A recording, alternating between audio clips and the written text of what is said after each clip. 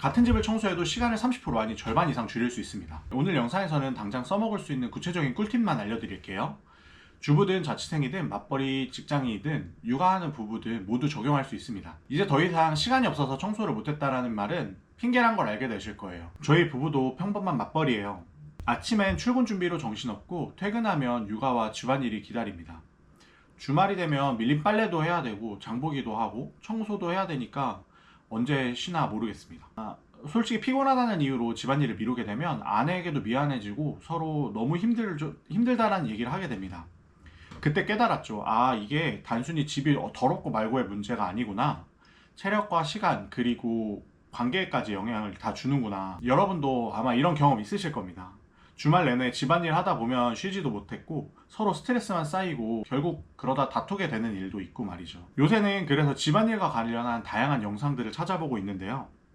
그러다 발견했는데 이 영상이 저한테 큰 공감을 줬습니다. 오늘은 제가 본 청소 정리 전문가 다나 K 화이트의 영상에서 깨끗한 집의 3단계 개념을 소개해 드리려고 합니다. 영상에서는 청소가 힘든 이유를 정말 현실적으로 짚어줍니다. 사람들이 청소가 힘들다고 느끼는 건 사실 청소만 하는 게 아니라 정리, 설거지, 청소를 한 번에 다 하려고 하기 때문이다.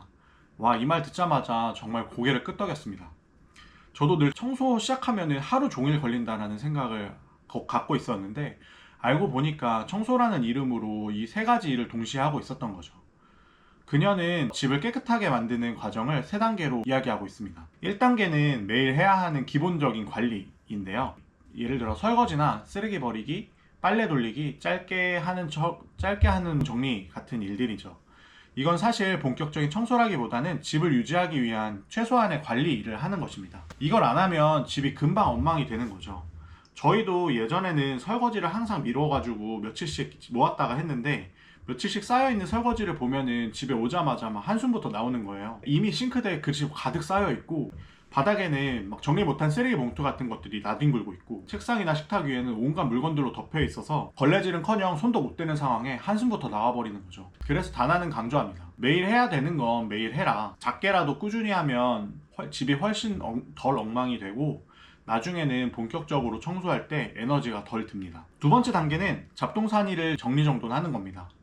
집안을 들여다보면 사실 꼭 필요한 물건만 있는 건 아니잖아요. 어디서 굴러왔는지도 모르는 장난감, 뜯고 난 뒤 그대로 방치된 택배, 버려야 하는데 귀찮아서 그냥 구석에다가 처박아둔 물건들 같은 것도 있죠. 이런 게 저희 집에도 곳곳에 쌓여 있는데요. 다나는 이걸 정리, 디클러터링이라고 부르는데 중요한 건 2단계가 청소와는 다르다는 거예요. 잡동사니를 치우지 않고 그냥 청소기를 돌리려고 하면 어떻게 될까요? 일단 청소기를 제대로 돌릴 수도 없을 거고 바닥을 닦으려고 하면 책이나 옷가지 같은 것들이 걸리적거릴 수밖에 없습니다. 결국 청소 자체가 불가능해지는 거죠. 그래서 정리정돈은 청소의 전제 조건이라고 강조하는데요. 물건이 제자리에 있어야지만 진짜 청소를 시작할 수 있다는 거죠. 여기서 나온 꿀팁이 정말 저한테는 도움이 됐는데요. 정리할 때 스스로한테 물어보는 겁니다. 이 물건을 내가 제일 먼저 어디에서 찾을 수 있을까?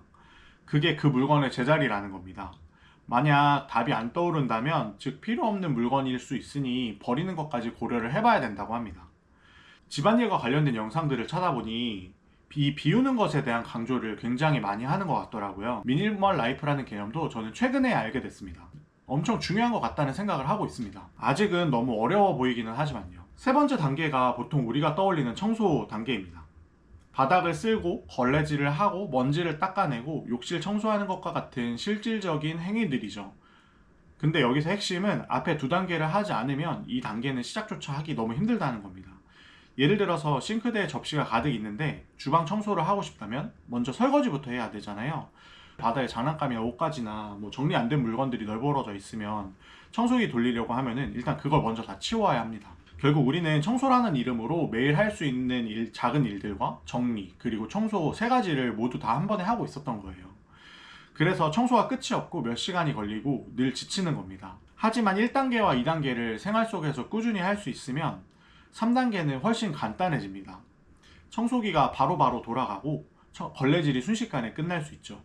여기서 중요한 건 이 방법이 모든 상황에 적용이 가능하다는 겁니다. 혼자 사는 자취생이라면 집이 엉망으로 망가지지 않게끔 막아줍니다. 주부라면은 매일 끝없는 청소 스트레스에서 벗어날 수 있을 거고요. 맞벌이 부부라면 저 같은 경우는 집안일을 공평하게 나눌 수 있는 기준을 좀 만들어서 하고 있습니다. 특히 우리나라에서는 여전히 집안일이 불평등하게 몰리는 경우가 많이 있잖아요. 저희 집도 얼마 전까지는 그랬고 지금은 해보려고 노력은 하지만 여전하고요. 근데 이 3단계 구조를 적용하면서 누가 더 많이 했냐보다 어떻게 나눌까를 저희 집은 집중할 수 있게 되었습니다. 저희 집은 집안일과 관련된 이야기들을 아내와 함께 나누면서 친밀하게 많은 대화를 할 수 있는 기회도 얻게 된 것 같습니다. 정리하자면 다나 K 화이트가 말하는 깨끗한 집의 3단계는 이렇습니다. 매일 하는 기본 관리, 그리고 잡동사니 정리, 그리고 진짜 청소. 이걸 이해하면 청소가 더 이상 끝없는 싸움이 아니라 순서를 따라가면 되는 단순한 과정으로 바뀌게 됩니다. 여러분도 오늘부터 당장 1단계부터 한번 시작해보세요. 딱 5분만 쓰레기 버리고 집안 정리하고 그리고 자잘한 물건을 제자리에 두는 것만 하더라도 집이 달라질 것 같아요. 혹시 더 좋은 방법이 있으시다면 추천해주시면 저도 한번 따라해보도록 하겠습니다. 오늘 영상이 도움이 되셨다면 구독과 좋아요 부탁드리고요. 여러분이 평소에 청소할 때 가장 어려웠던 부분이 무엇인지 댓글로 남겨주세요. 같이 이야기를 나누면 저에게도 훨씬 힘이 될 것 같습니다. 감사합니다.